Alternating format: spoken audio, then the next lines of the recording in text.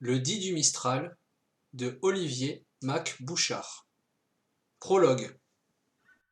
Si le lecteur veut comprendre comment toute cette histoire a pu arriver, il ne doit pas avoir peur de remonter dans le temps. S'il se limitait au réel qui baigne chacune de ses journées, il risquerait de ne pas saisir le fin mot de tout ce qui va suivre, ou pire encore, de ne pas y croire du tout. Il comprendrait à la rigueur le comment, mais le pourquoi lui échapperait. Il serait comme un de ces touristes qui, le jour de crue du Calavon, n'en croient pas leurs yeux et se demandent comment un si petit rataillon peut se transformer en quelques heures en fleuve Amazone, aussi large que violent. Les anciens lui diront que forcément, c'est lié au relief du pays. Une cuvette, une valise Clausa, un entonnoir dont le Calavon est l'unique réceptacle en temps de pluie, vous comprenez. Oui, si le lecteur veut vraiment comprendre, il doit remonter jusqu'à la création du monde. Pas celle que tout le monde connaît, mais bien celle des légendes du coin, celle que l'on raconte aux enfants d'ici pour qu'ils s'endorment. Les légendes prétendent qu'au matin du 7e jour, le bon Dieu était fatigué de son labeur et décida de se reposer. Il s'assit au soleil et, caressant sa barbe blanche, contempla son œuvre. La croûte terrestre, la voûte du ciel et des étoiles, la nature embryonnante, l'homme et la femme. Il n'était pas mécontent de lui, mais il n'était pas complètement satisfait non plus. Il avait l'impression qu'il manquait quelque chose. Il avait besoin d'une cerise sur le gâteau, d'une touche finale avec un peu plus de gueule que les simples Adam et Ève. Il fit venir les 4 éléments et leur dit qu'il voulait mettre un petit bout de paradis en ce bas monde. Pour cela, il comptait sur eux. Après tout le travail de cette semaine, je suis vanné, je n'ai plus d'idées. Chacun d'entre vous doit me faire un cadeau à la fois utile et sublime, que je mettrai dans cette région où nous voilà réunis. L'eau, l'air, la terre et le feu se regardèrent en chiens de faïence, se demandant bien ce qu'ils allaient pouvoir répondre. Pourquoi ne demandez-vous pas à Adam et Ève ? Après tout, ce sont eux les joyaux de la création, questionna l'air un tantinet narquois. Oui, justement. Je me demande si je ne me suis pas un peu loupé là-dessus. Mais allez Oust, la terre, c'est toi qui as été créée la première, c'est toi qui t'y colle. Tu as quoi dans ta besace ? La terre se leva, bien ennuyée, regardant ses pieds et fouillant dans ses poches. Elle chercha une bonne minute, puis regarda le bon Dieu, le sourire aux lèvres, heureuse de la trouvaille qui venait de germer en elle. Moi, j'offre le calcaire. Ça n'a l'air de rien, ce n'est pas du marbre ou du diamant, mais c'est du solide. C'est blanc comme la neige, ça se met en strates tout seul, si bien que pas besoin de tailler. Ça fait de belles pierres plates naturellement. Avec le calcaire, les paysans pourront mettre des murs à flanc de colline et cultiver en terrasse. Les bergers pourront en faire des bourris pour s'abriter lorsque la nuit arrive ou quand l'orage surgit. Le silence se fit, comme dans une salle de classe à la fin d'une récitation, quand les élèves attendent l'appréciation du professeur. Le bon Dieu passa ses doigts dans sa barbe, la lissant sur le fil de ses pensées. Oui, le calcaire c'est pas mal, c'est utile. Mais en termes de magnificence, c'est tout de même un peu blancasse. Voyons ce que les 3 autres ont trouvé. Le feu, à ton tour. Qu'est-ce que tu peux faire à partir de ça ? Vas-y, on t'écoute. Le feu se leva d'un coup, impatient de montrer ce qu'il avait préparé pendant que la terre passait à la casserole. Il tout sauta pour s'éclaircir la voix et prit la parole. Moi, je vais prendre ces strates de calcaire et je vais faire courir de belles flammes tout du long.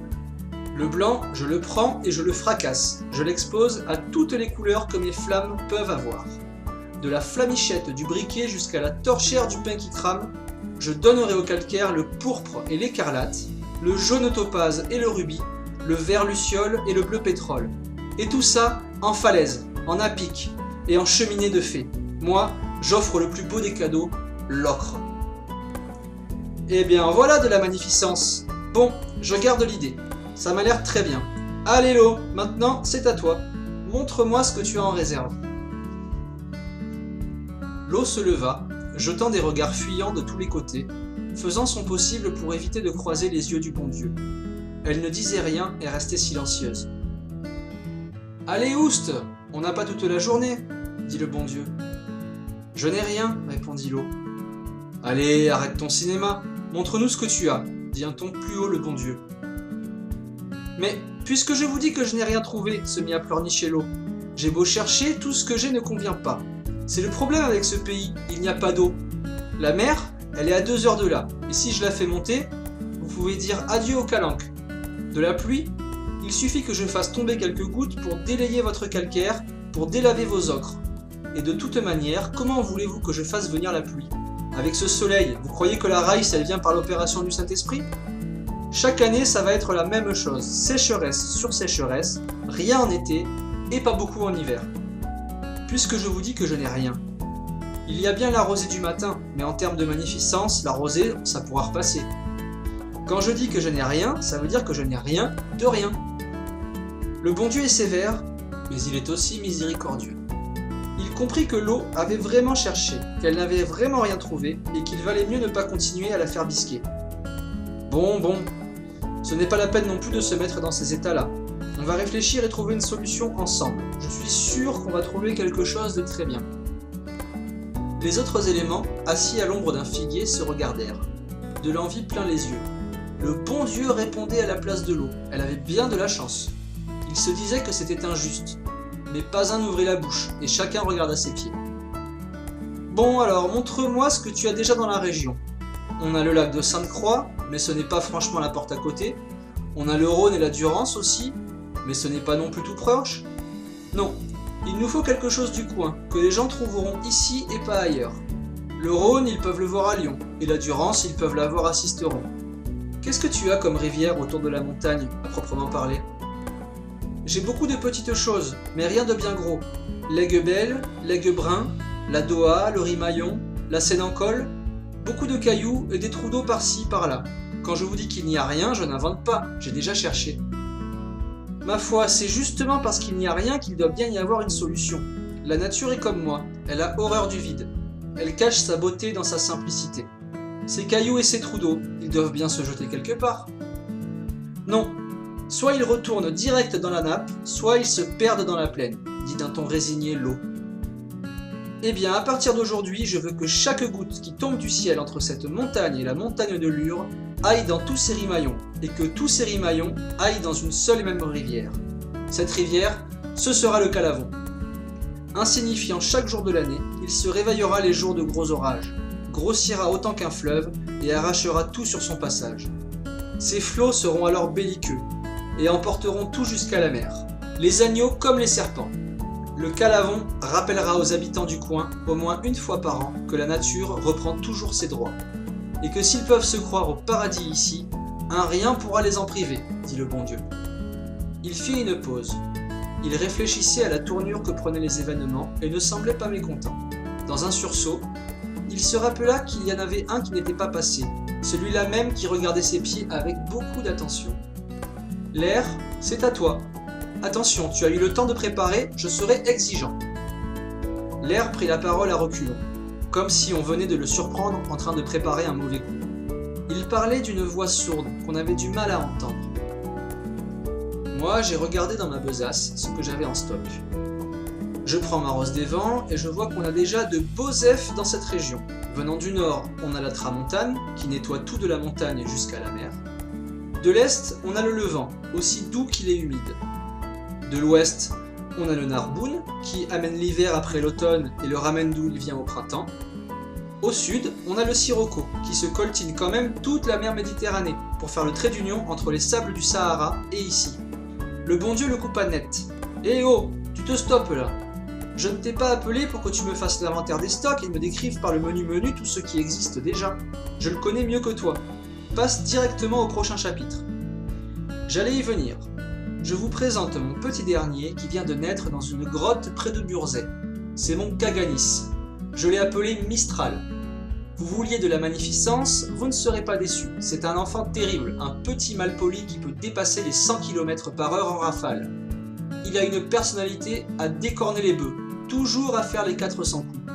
Les gens vont l'adorer ou le détester, mais je peux vous dire qu'ils s'en souviendront et qu'il marquera les esprits. Il va déshabiller la région, la pénétrer jusqu'au corps, lui enlever son capet de nuages les jours de mauvais temps. Si des nuages s'accumulent au-dessus du Mournègre, le Mistral se mettra à souffler pour les faire déguerpir. Moi, avec lui, j'offre un ciel toujours bleu. une lumière radieuse et des couleurs chatoyantes. C'est pas une mauvaise idée, en effet, ce ciel toujours bleu. Ça rendra le calcaire plus blanc et les ocres plus rouges. Ça me plaît, jugea le bon Dieu. Le silence se fit. Lissant sa barbe, le bon Dieu regardait dans le vide comme si une toile invisible y attendait la touche finale. L'eau, la terre, l'air et le feu ne mouvetaient pas, bien contents que le bon Dieu ne leur demande plus rien et attendaient la suite. « Oui mais bon, il y a un détail qui me tracasse, reprit le bon Dieu. Dis-moi l'air, avec ton Mistral qui va souffler tous les jours, n'y a-t-il pas un risque que les gens d'en dessous deviennent complètement fadas? S'il est aussi terrible que tu le dis, il ne saura pas s'arrêter et tout ça finira mal. » L'air ne répondit rien, accusant le coup. Le bon Dieu avait marqué un point, et l'élément se triturait les méninges. Au bout d'une minute, il reprit la parole. « Vous avez raison, je n'avais pas pensé à cela. Tout est question d'éducation. Il faut savoir fixer des règles aux enfants, surtout aux plus terribles. Je vous propose ceci. Le Mistral pourra souffler aussi fort qu'il le souhaite, mais seulement par tranches successives de 3 jours. 1, 3, 6 ou 9, pas plus. Je m'explique. Si des nuages font mine de s'installer en haut du mur nègre, s'ils commencent à y déployer leur volute, alors le Mistral aura le droit de souffler. Il pourra souffler, mais attention, gentiment. Les gens l'appelleront alors le Mistralet. Si les nuages n'ont pas disparu au bout d'un jour, alors le Mistral aura le droit de souffler plus fort jusqu'à la fin du 3e jour. Quand je dis plus fort, je veux dire par bourrasque et rafale. Les gens l'appelleront alors le Ruba Capeo, car il enlèvera les capes sur les épaules et les chapeaux vissés sur les têtes. Si, à la fin de ces 3 jours, les nuages sont toujours là, alors il aura le droit d'y aller franco pour 3 jours supplémentaires. Les gens l'appelleront le Mistralas. Il sera fort et méchant, obligeant les gens à rester chez eux les volets clos, le temps qu'ils fassent la sale besogne.